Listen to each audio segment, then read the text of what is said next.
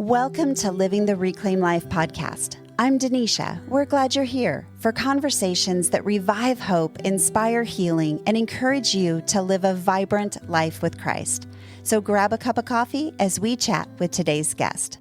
Welcome to episode 33 with Sally Knipe.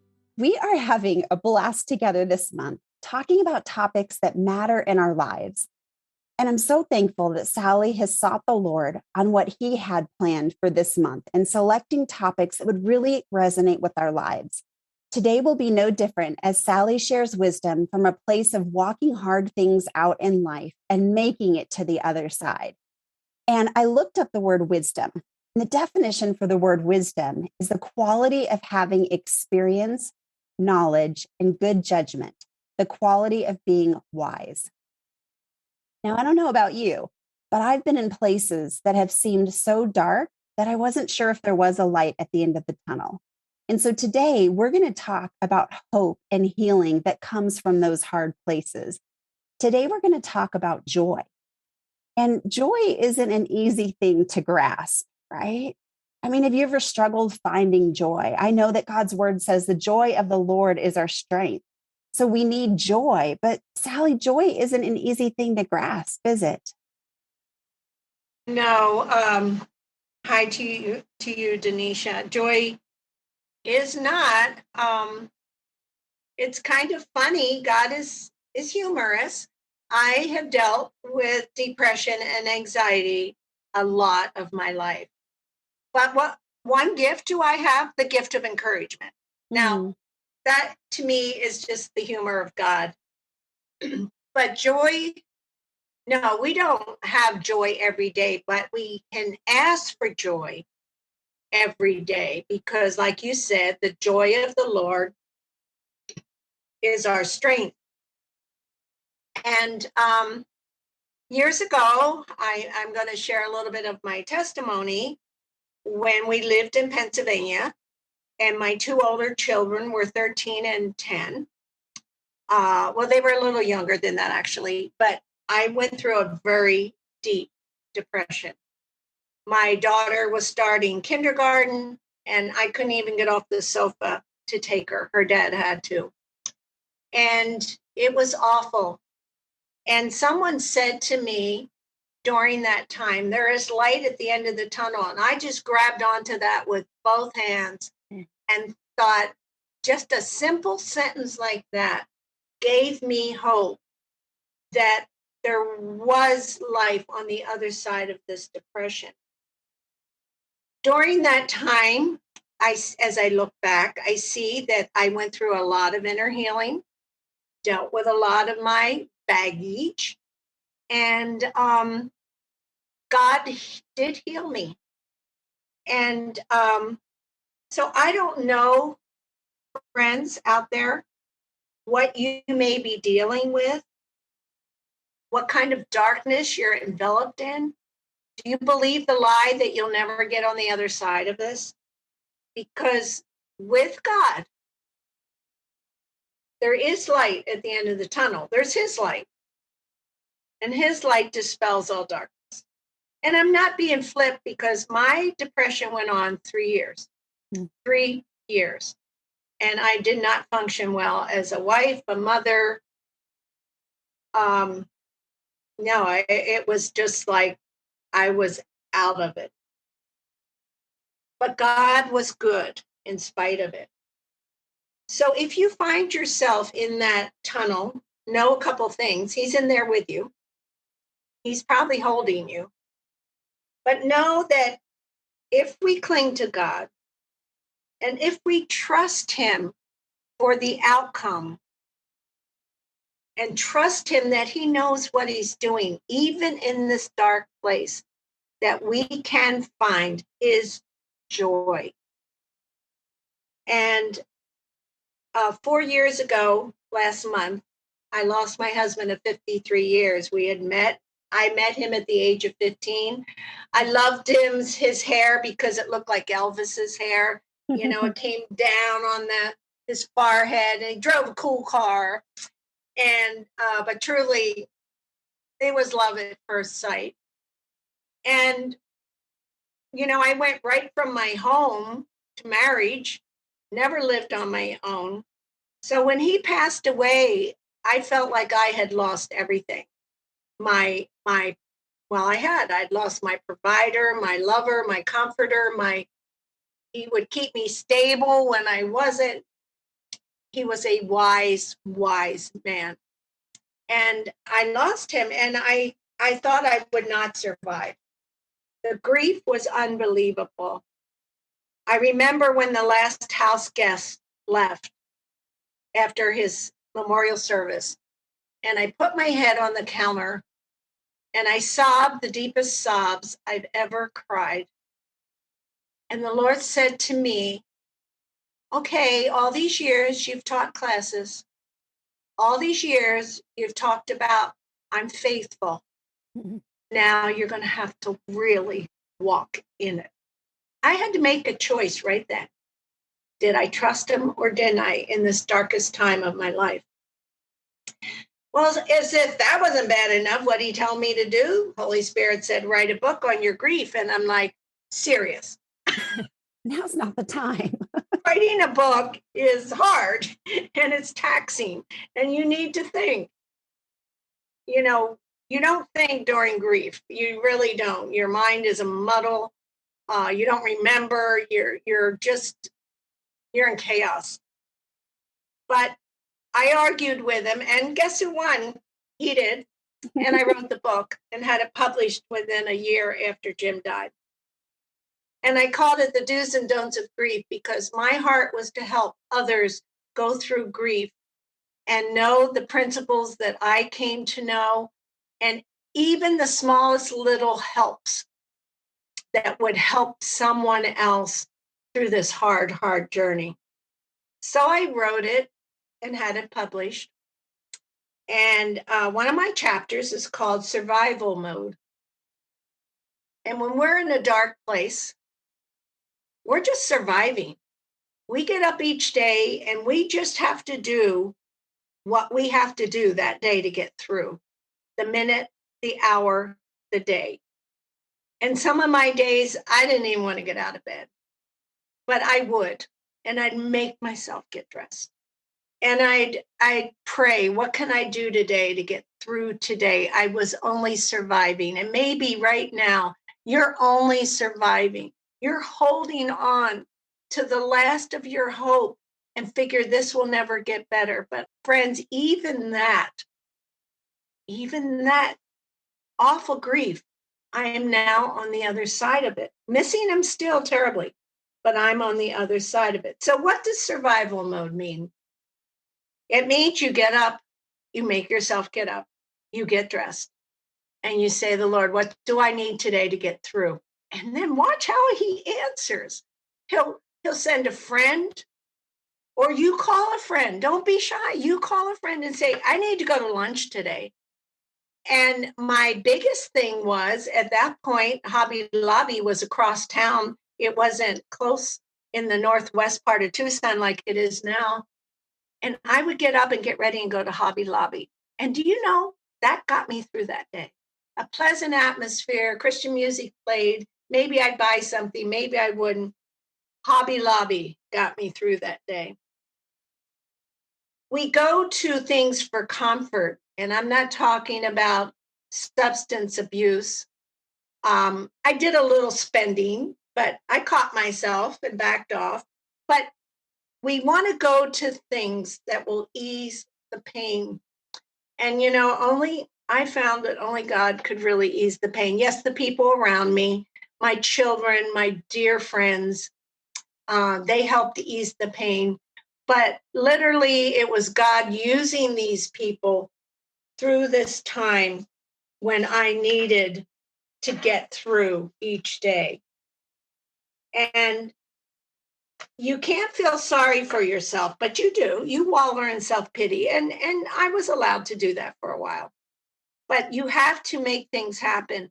And you have to not only tell God what you need, you have to tell others what you need. And if you need somebody with you that day to kind of watch you, I had people watching how deep I would go. And if I went too deep in my depression, which I was prone to, I would be made aware of it. And at one point I did. I went too deep and I needed some sleeping meds. And I don't recommend meds for every ailment. I'm not saying that, not to abuse them at all. But I needed to sleep. And sleeplessness is one of the signs of grief. So you pray about your need and then you thank him. You know what? He's going to send your answer packaged different than you think. He might send somebody you would never expect to be there for you. And so our answers, he answers us. He hears us and he answers us. But he might send an answer that we go, well, I never thought of that. I never believed that would be what I needed for this day. Depression and anxiety, Denisha, are dark, dark places to live. Your life becomes bland and it seems like there is no joy and purpose.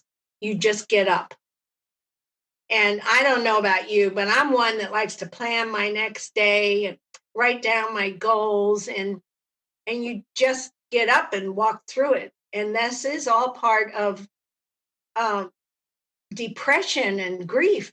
And I would, to put a plug in for myself, I would recommend my book only because it's so simple. You can read it in a couple days, and yet it gives you the practical hints of dealing with these times when we're really in such a dark place that we really don't believe that we will get out of it. A couple recommendations that I would suggest is one thing my doctor found out was that I do not make enough serotonin. Serotonin is a very real thing. It's our well-being. It's what makes us cope. So if you don't have any serotonin or much, and you hit a very traumatic part in your life, like the death of my husband, I had no well-being. So I always wondered why I had to work at life. I had to work at living. Life just didn't come natural for me. And I found out physically, chemically, having things that you do to enhance your serotonin. And it's made all the difference in the world. God has a solution. He says to ask for wisdom and he'll give it to me. Something that basic can make all the difference in the world. So be checked out physically, be checked out chemically. Sally, thank you so much for hitting on that, because I think oftentimes in church circles, we maybe don't talk enough about mental health and how, just like you said, it's just like diabetes. If I have diabetes, I'm going to go and take medication for that to regulate that, to make sure my sugar levels are in balance. That is so true about our minds as well. If our chemicals in our minds are off, it really can throw our whole lives, our decision making, everything off. And so I love that you just gave us permission to go and seek, professional help for our mental health, because it's just as important as the rest of our body. And I think oftentimes we don't talk about that. That feels like, to me, that there's somewhat of a stigma, I think, in Christian circles. So I really appreciate you giving us permission in a way to look into that, to explore that part of our health. I appreciate that. Years ago, when I was in the depth of my depression, I actually had people say if I had more faith, I'd be healed. Oof. See, that makes the hair on the back of my neck stand up. It's like, believe me, that doesn't help you. That person did get up after they said that to me.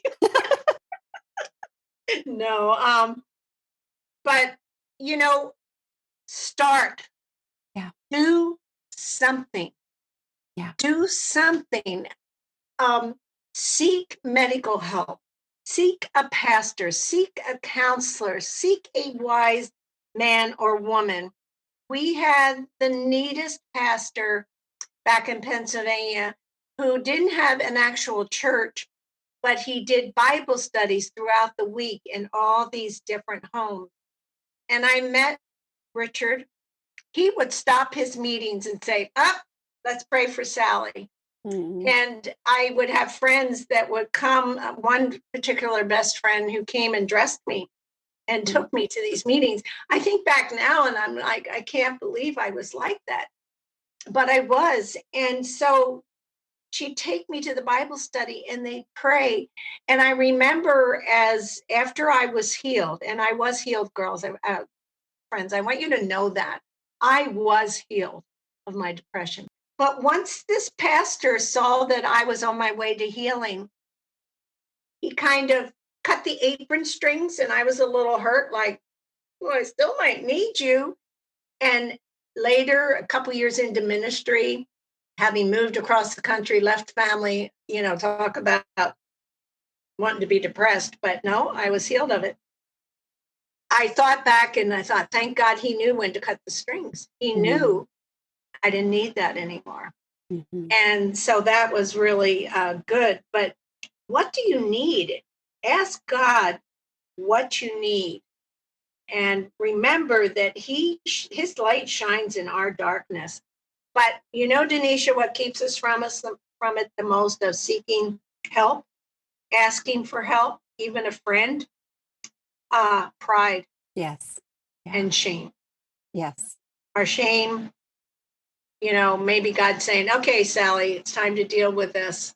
And I'm like, oh, I don't want to look at that. And I'm certainly not going to tell anybody about it. Yeah. But it's our pride and shame, because you know what? Jesus already knows. In the movie The Chosen, one of the series, Matthew looked at him and he said, oh, that's right. You already know my thoughts. Jesus knows our thoughts. He knows where we're at. He knows when we're in that dark place. So don't let your pride and shame keep you from seeking the help that you need. Now, why is it necessary to turn the control over to God? Like you just mentioned, inviting him to take that. We want control of our lives. And that's part of that pride that you just mentioned, right? How do we, and why should we, I think, hand control over to God and invite him to be a part of our process of healing? Well, simply, we can't heal ourselves. And like I've said before, you can read every self-help book out there and they might help you some. I'm a reader. I love books. But who's the great healer? He's the one that knows what's in me that needs to go and what needs to be touched and what needs to be healed. And so I can't heal myself. I don't even know, I didn't even know at that time what things I needed to deal with, who I needed to forgive. We can't begin to know that. He made us, so he knows what we need. And he says in James 1:5, if any of you lacks wisdom, we need to ask God, who gives generously to all without finding fault, and it will be given to him. And after we had come to Tucson, Jim and I were spending an afternoon at Barnes and Noble one day, and I was looking in the section on anxiety, and I came across a big article on anxiety disorder.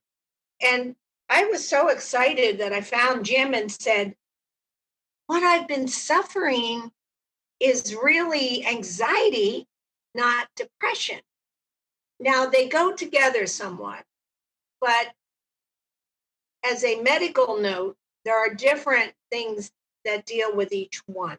I have given a couple talks with my medical doctor promoting the chemical side, the mental health side, that it's all the same. I mean, different treatments, but they all are real things. I can say my depression nor my anxiety cripple me anymore. I'm able to do life and do it very well. One thing I think that you're giving us in such a beautiful way to have a woman of your wisdom, of your experience, to be able to say, I struggled with depression. I had to have a friend come and dress me to get me out of bed for a season in my life. I feel like you are really giving us permission that it's okay not to be okay. And that really takes that shame off. We talked about that, the shame and the pride.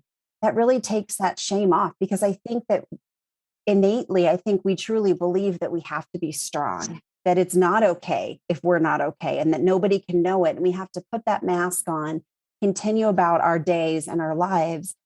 And through what you're explaining in your own personal experience, and you're on the other side, that you're telling us it's okay if you're not okay. And it's okay to tell someone, find that safe person in your life that you can say, I'm not okay.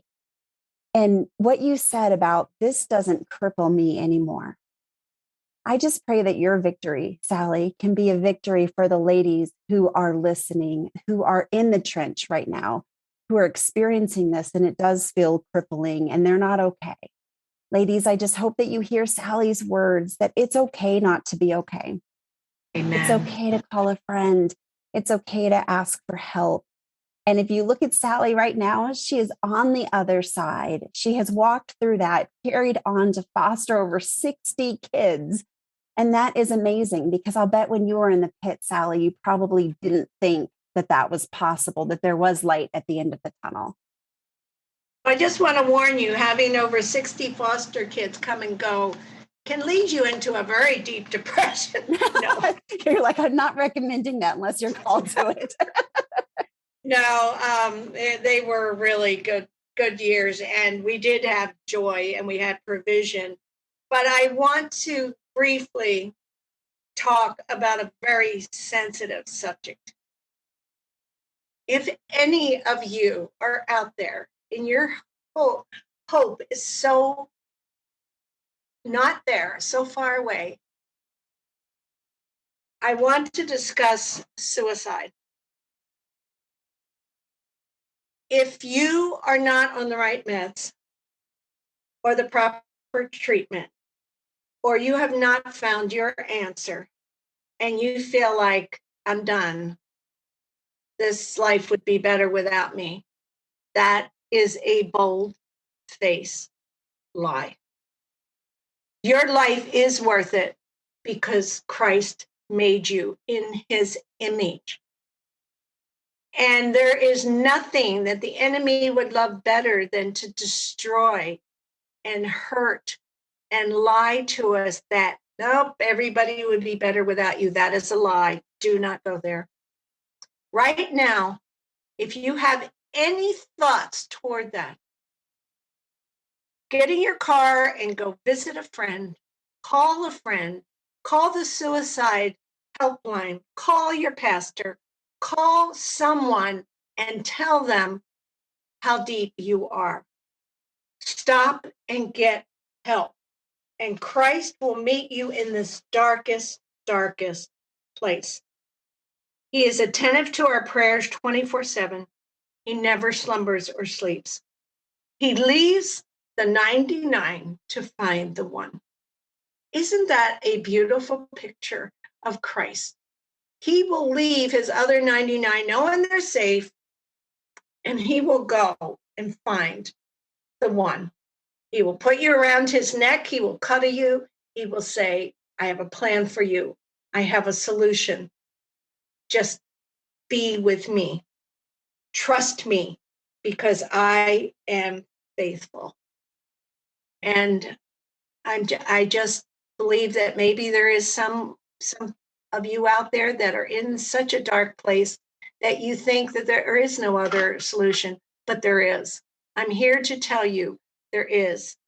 I have been in that position twice back in my depression years. And I thought the world would be better off without me. Jim would be better off without me. And the kids would be better off without me. I'm so glad that I had people around me that kept me from making that awful mistake. So just listen to my voice and know that God is right there in your dark tunnel.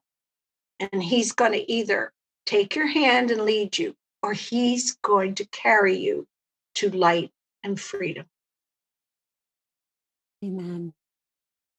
And in moments where we can't quite carry the hope for ourselves, I just want you to really hear Sally's words and allow her to carry that hope for you until you can carry it for yourself, just as her friends did for her and told her that there is a light at the end of the tunnel. And if you don't have someone close to you, I want to provide you with the National Suicide Prevention Lifeline. And it's 1-800-273-8255. And there's someone on the other end of that line that can also help carry the hope with you. And Sally, I just thank you so much for your encouragement and for your realness today. Thank you for not leaving any stone unturned for us to just know that we're not alone and to know that this is part of our human experience, but that we have a God that is so much greater than our circumstances. Thank you for your heart and your transparency. It's been a beautiful, beautiful time. I just want to end with this scripture because I write this when I sign my grief books, I write this in it. It comes from Jeremiah 31:13. I will turn their mourning into gladness, or you can put the word joy. I will give them comfort and give them joy instead of sorrow. He will turn our mourning into gladness. He will. He says it. He keeps his promises. And so he is close to the brokenhearted, and he will heal the brokenhearted.